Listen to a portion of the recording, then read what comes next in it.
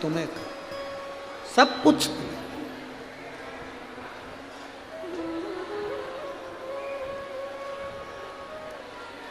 एक बात का स्मरण रखना मेरी जीजी,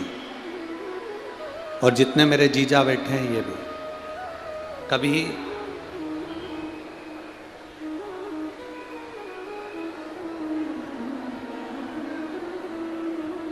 बेलपत्र दो जरा, एक बेलपत्र दो, है गिरेंद्र। कभी जीवन में अब आपको ऐसा लगे कि मैं बहुत हताश हो चुकी हूं, बीमारी समाप्त नहीं हो रही, या मेरा दुख या मेरी तकलीफें समाप्त नहीं हो रही है, कष्ट मेरे मिट्टी नहीं रहे, दुख मेरे समाप्ति ही नहीं है, तब बेलपत्री के जो बीच वाली पत्ती होती है और उस पत्ती के नीचे 2 पत्तियां होती हैं, बहुत ध्यान से देखिएगा और समझिएगा। जैसे ये बीच वाली पत्ती है और उसके नीचे 2 पत्तियां, इसके मध्य में जो डंडी है बेलपत्री के और ये 2 पत्ती के बीच में जो डंडी रहती है, समझते हैं ना सब लोग, समझ रहे हैं ना?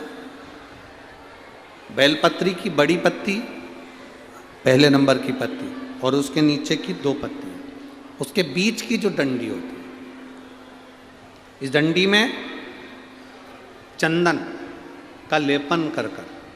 ये बीच की जो भाग है डंडी है उसमें, ये देखिए, ये तो 2 पत्ती हो गई, एक ये पत्ती हो गई। अब ये जो बीच का भाग है, सब लोगों को देख रहे होंगे, तो बीच का जो ये भाग है, इस बीच के भाग पर चंदन का लेपन कर 7 दाने चावल के लेकर, जब तुम्हें लग रहा है कि ये बीमारी समाप्ति नहीं हो रही, पकड़ के बैठ गई, ये तो छूटी नहीं रही, डॉक्टर अपना काम करें, या कोई ऐसी बात है कि अदालत में कोई केस चल रहा है, या प्रशासनिक कोई तकलीफ आ रही है, या अपने घर में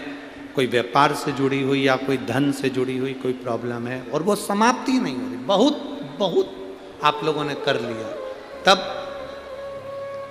ये बेलपत्री इसके मध्य की जो डंडी है, इस मध्य की डंडी में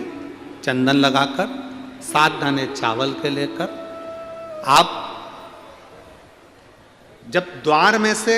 मंदिर के अंदर प्रवेश करते हैं, जैसे मंदिर का मुख्य द्वार है, मुख्य द्वार से मतलब शंकर जी को जब जल चढ़ाने के लिए हम लोग अंदर जाते हैं, उसके पहले नंदी आ जाता है, नंदी के भी पहले का जो दरवाजा, मंदिर का मुख्य द्वार, उसको समझ, अंदर प्रवेश करते उसके पहले चंदन लगी हुई बेलपत्र और 7 दाने चावल के हाथ में लेकर, नंदी के